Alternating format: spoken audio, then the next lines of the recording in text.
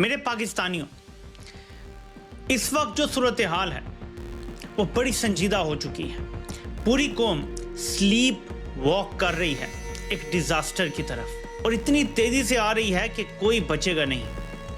चिराग सबके बुझेंगे, हवा किसी की नहीं। नमक हरामों के दिमाग को थोड़ी सी माया लग गई है और थोड़ी सी वो औकात से बाहर आ गए। अभी सूरत हाल ये है कि भारत ने $300 मिलियन का असलहा और गोला बारूद जो है वो इनको भिजवाया है तीसरे मुल्क के थ्रू। उसकी पेमेंट भारत ने की है, लेकिन ये जो हालिया दिनों में इनकी बातचीत चल रही थी, पाकिस्तान के खिलाफ इन्होंने जदीद तरीन असलहा और गोला बारूद जो है वो एक और मुल्क है, वो भी पाकिस्तान के दुश्मन मुल्क है, उसके थ्रू इन्होंने ये गोला बारूद इनको भिजवाया है। ये सुनने में ही ना मेरे तो रोंगटे खड़े हो जाते हैं। ये जो भारत है ये सर उठा रहा है, शर्मनाक सर उठा रहा है, हमारा दुश्मन सर उठा रहा है, और हम बिल्कुल इन चीजों के अंदर फंसे हुए हैं। नमस्कार दोस्तों, डीडी रेड के एक और रिएक्शन वीडियो में आप सभी का स्वागत है। मैं हूं आलोक। तो आज जो वीडियो है हिंदुस्तान स्पेशल का, Pakistan media shocked on India ने अफगानिस्तान को भेजा 300 मिलियन। अच्छा जी। कसम से पाकिस्तानियों का खौफ देखने लायक है यार। उनके यूट्यूबर्स के चेहरों पर खौफ। रोज वीडियो अफगानिस्तान पाकिस्तान, अफगानिस्तान भारत मिलकर कर रहे हैं, अफगानिस्तान भारत, अफगानिस्तान भारत। अफगानिस्तान और भारत का नाम तो मतलब ये सोते हुए भी बुदबुदा रहे हैं, मुझे लग रहा है ऐसे। चलिए मजे लेते हैं जरा इनके। अफगानिस्तान के साथ नादरीन जो मामला है ये इंतहाई संजीदा हो गया और ये इंतहाई सीरियस हो गया। दो नादरीन रेप्यूटेड मुस्लिम ममालिक, दोहा कतर और फिर इस्तांबुल, भरपूर कोशिशें कर रहे हैं, लेकिन उसके बावजूद ये जो अफगानिस्तान का नादरीन तालिबान है, जो कि भारतीय प्रॉक्सी बन चुका है, ये जो नुसरबाद है नादरीन, ये किसी उसके ऊपर नहीं आ रहे। तो नादरीन नजर ये आ रहा है कि एक तरफ से भारत और दूसरी तरफ से ये जो तालिबान अफगान गवर्नमेंट है ये सीधे हो रहे हैं और वो एक फॉल्स फ्लैग क्रिएट कर रहे हैं, और इधर से ये भी तैयार है। इस जंग का 20 साल से ज्यादा जारी रहना, आज तक इस जंग का मौजूद होना, ये ऐलान है कि पाकिस्तान जीता नहीं है। ये जंग अभी खत्म नहीं हुई, ये जंग अभी चल रही है। अमेरिका का मजाक ढोल बजा लिए, सोवियत यूनियन रूस पे ढोल बजा लिए। उनके पास तो वापस जाने के लिए अपना मुल्क था, उन फौजों के पास, तो वो फौजें अपने मुल्कों में वापस चली गईं। पाकिस्तान की फौज कहां जाएगी और पाकिस्तान के लोग कहां जाएंगे? ये मुझे बताएं कि दुनिया के कोई भी मुहज्जब मुल्क को छोड़ें, अफगानिस्तान और पाकिस्तान को छोड़ें, दोनों की। अफगानिस्तान की तरफ से क्या कहा गया? अफगानिस्तान की तरफ से कहा गया कि सोवियत संघ तो अफगानिस्तान से बॉर्डर नहीं लगता उसका, अमेरिका उसका अफगानिस्तान से बॉर्डर नहीं लगता। पाकिस्तानियों, तुम्हारा तो बॉर्डर लगता है ना हमसे, सोचो तुम्हारा क्या होगा। और ये बहुत बड़ा मैसेज है ये अफगानिस्तान की तरफ से जो दिया गया है। अब पाकिस्तान के लोग समझ लें, पाकिस्तान की फौज समझ ले, वरना अगर आपको लगता है कि ये पतलून 93,000 उतारने वाली फौज जाकर लड़ लेगी और उनको ख़त्म कर देगी, यकीन मानिए फिर इससे ज़्यादा पतलूनें उतरने वाली हैं। यकीन मानिए, इससे ज़्यादा पतलून अफगानी उतारेंगे तुम्हारी फौज की, और उसके बाद चिंगाड़े मारते रहना।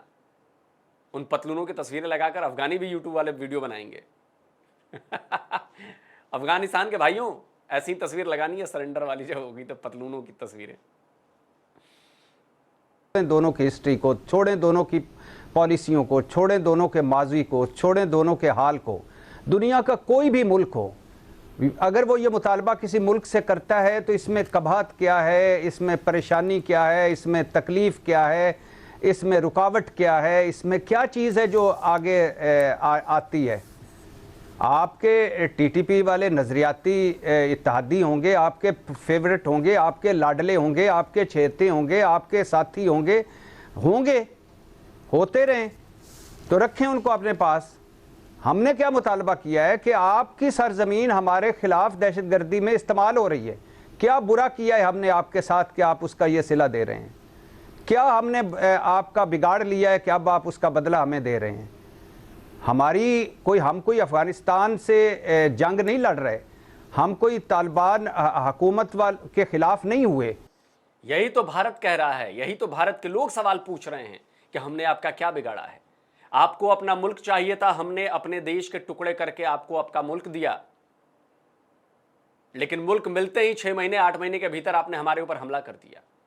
हमने क्या बिगाड़ा था आपका कि 1965 में आपने हमला किया, ऑपरेशन जिब्राल्टर और ऑपरेशन वो कौन सा था दूसरा वाला ऑपरेशन, ग्रैंड स्लैम, वो चलाया। हमारी क्या गलती थी कि 1971 में आपने अटैक किया, 3 दिसंबर हम भूल जाएं, आपकी एयरफोर्स ने अटैक किया था। हमने क्या गलती की है कि आपने 1999 में हमारे ऊपर हमला किया? क्या गलती है हमारी? आपने जो मांगा आपको मिला। यही सवाल तो हम पूछ रहे हैं, यही सवाल तो हम कर रहे हैं कि आपकी जमीन का इस्तेमाल हमारे खिलाफ हमलों पर क्यों किया जा रहा है। जो सवाल आज आप अफगानिस्तान के लिए पूछ रहे हैं वही सवाल हम पिछले 78 साल से आपसे पूछ रहे हैं, लेकिन आपको तो सीधे मुंह बात समझ में आती नहीं है। आपको आसान सी भाषा में बात समझ में नहीं आ रही है, तो जिस भाषा में समझ में आ रही है उसी भाषा में समझिए। अब तो जब उस भाषा में समझाया जा रहा है तो आपको तकलीफ हो रही है, आपको दर्द हो रहा है, खुद को विक्टिम महसूस कर रहे हैं। अब जमाना लद गया, वक्त चला गया साहब। अब ये मीडिया पर आकर, मेन स्ट्रीम मीडिया पर प्रलाप करने से कुछ नहीं होगा। बाजी हाथ से जा चुकी है, वक्त हाथ से जा चुका है, और बातचीत का दौर भी अब जा चुका है। क्लियर इंडिकेशन हमारी तरफ से दे दिया गया है, गोली और बोली एक साथ नहीं चलेगा। आतंकवाद और पानी एक साथ नहीं हो सकते। तो पाकिस्तान की जनता को यह सोचना है कि हमारा भविष्य क्या है, हमारे बच्चों का भविष्य क्या है। पाकिस्तान की लीडरशिप को, पाकिस्तान की फौज को सोचना है। नहीं सोच रहे, अपना दिमाग इस्तेमाल नहीं करेंगे, ये और बढ़ेगा। याद रखिएगा, ये और बढ़ेगा। जो सवाल आज ये पूछ रहे हैं, हम 78 साल से पूछ रहे हैं, लेकिन इसका जवाब आप लोग नहीं दे रहे हैं। हमारे सनातन में कहा जाता है, कर्मों का फल यहीं भोग कर जाना है। भगवान के घर देर है अंधेर नहीं है। भगवान के घर टाइम आ गया है और भगवान आपकी धुलाई कर रहा है। लाठी पड़ रही है और आगे ये लाठी लठ में बदलेगी। लठ जो है वो और भी मिसाइलों में बदलेगी। बहुत कुछ होना है। अभी भी थोड़ा बहुत वक्त बचा है। संभल जाइए, सुधर जाइए, अपने आप को बचाइए, अपने बच्चों को बचाइए, अपने देश को बचाइए। अब मैं गारंटी लेता हूं, हमें आपसे कोई मतलब नहीं है। आपको जो करना है अपने देश में करिए, लेकिन अगर हमारे खिलाफ आप खुरपेच करेंगे तो एक लिमिट तक हम सहेंगे। वो लिमिट अब जा चुकी है, अब नहीं सहने वाली। हम तो कह रहे हैं कि भाई हमारे यहां रोज खून की होली खेली जाती है, उसको रोका जाए। एक खून की बकरीद होती है, खून की होली नहीं होती। होली रंगों से खेली जाती है, गुलाल से खेली जाती है, अबीर से खेली जाती है। ये फ्रेज बंद करना पड़ेगा आप लोगों को। खून की बकरीद होती है, बकरीद बोलिए। रोका जाए तो क्या यह मुतालबा ठीक गलत है, या यह मुतालबा नहीं माना जाना चाहिए? और या इस मुतालबे को जो नहीं मानते उनके खिलाफ फिर आप चाहते हैं कि एक मरतबा फिर आप उन्हीं चक्रों में पड़े? आप कितने अब उधर इस्तांबुल में अमन मुज़ाकरात हो रहे थे, इधर दहशतगर्दों का ग्रुप सरहद पार करने की कोशिश कर रहा था। 5 जवान हमारे शहीद हुए, 4 खुदकुश बमबार और उनके 25 खारिज जहन्नम वासल हुए। तो क्यों? अभी तो मुज़ाकरात हो रहे हैं, अभी तो 2 एग्रीमेंट हुआ है, तो क्यों? आप तो बड़ी बड़ी बातें करते हैं, हम लाल किले पे झंडे लहराएंगे, तो आप हमारी सरहद को उस पे आप दहशतगर्दों को रोक नहीं सकते। सऊदी अरब ने मैडम शेख कोशिश कर ली, कतर ने कोशिश कर ली, तुर्किया ने कोशिश कर ली, पाकिस्तान ने कोशिश कर ली, दोहा मुआहदा भी हमने देख लिया। क्या हासिल वसूल हुआ अफगानिस्तान से? ये हासिल वसूल हुआ कि कश्मीर भारत का हिस्सा है। ये हासिल वसूल हुआ कि हम हमसे लड़ने से पहले पाकिस्तान सोवियत यूनियन और अंग्रेज से पूछ ले। ये हासिल हुआ कि पाकिस्तान वालों डरो उस दिन से जब हमने वार डिक्लेयर कर दी, तुम्हें लग पता जाएगा।